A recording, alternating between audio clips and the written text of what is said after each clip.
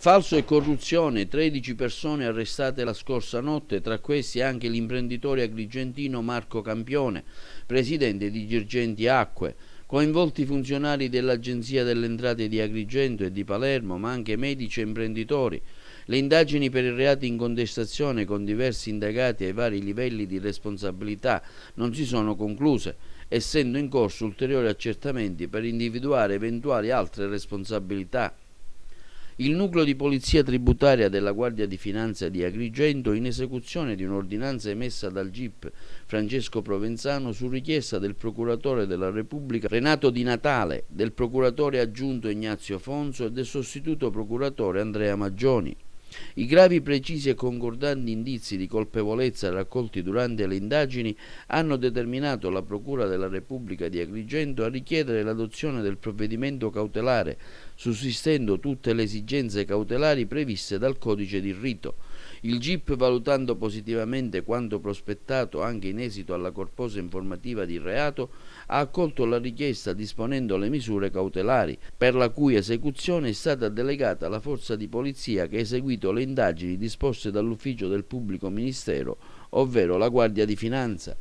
Le indagini con diversi indagati ai più diversi livelli di responsabilità non si sono concluse, essendo in corso ulteriori accertamenti per individuare altre responsabilità e sono svolte dal nucleo di polizia tributaria comandato dal tenente colonnello Fabio Sava alle dipendenze del comandante provinciale il colonnello Massimo Sobrà. I nomi degli altri arrestati sono Antonino Vecio, Vincenzo Tascarella, Giuseppe Cumbo, il direttore dell'ufficio delle entrate di Agrigento Pasquale Pietro Leto, Filippo Ciaravella, Salvatore Laporta, Michele Daina, Antonino Migliaccio, Dario Peretti, sottoposti tutti agli arresti domiciliari con obbligo del braccialetto elettronico.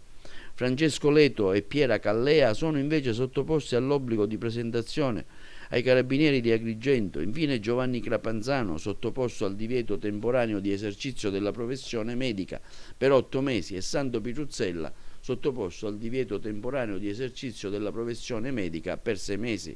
Stamattina la conferenza stampa in procura. Procuratore, ecco un'importante operazione che colpisce il cuore, dello Stato. Nessuno si poteva immaginare che proprio l'Agenzia delle Entrate, che dovrebbe essere il massimo organo a tutela del Ministero, quindi delle entrate italiane, venisse colpito qui ad Agrigento.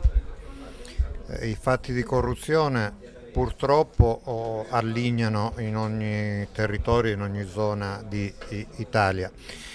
Sicuramente il numero dei soggetti interessati alla misura cautelare oggi adottata assai rilevante nei confronti di impiegati, funzionari anche a livello apicale all'Agenzia delle Entrate ci ha lasciato sgomenti, perché è ipotizzabile che 1 o 2 unità siano le mele marce che operano all'interno di un'amministrazione pubblica, ma non è sicuramente pensabile o ipotizzabile che, come in questo caso, siano diverse unità ad essere state colpite dalla misura cautelare. Ecco, quanto è durata l'indagine complessivamente? I fatti risalgono 2013-2014. Dopo la corposa relazione richiesta di misura cautelare del nostro ufficio, ci sono voluti diversi mesi affinché il GIP emettesse la misura, anche tenuto conto della complessità dei fatti e delle vicende costituenti reato.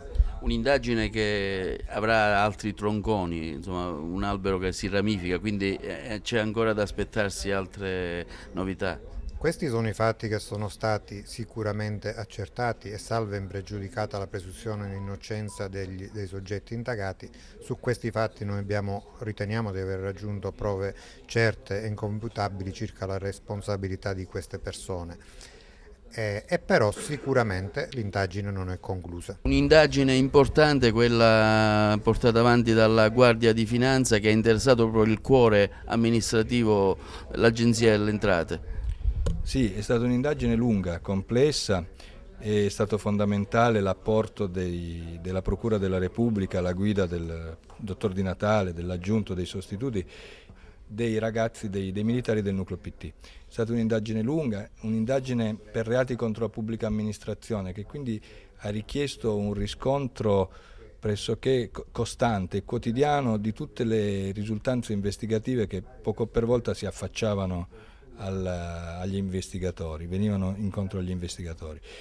Nei reati contro la pubblica amministrazione è importantissimo vagliare e riscontrare ogni singolo elemento per evitare, proprio per la delicatezza che queste rivestono. Si è addivenuti a individuare ipotesi che la Procura prima, il GIP dopo ha condiviso emanando l'ordinanza a cui oggi è stata data esecuzione, e è uno spaccato di non un sistema. Qualcuno prima diceva ma è un sistema. Oggi siamo intervenuti su alcuni singoli episodi.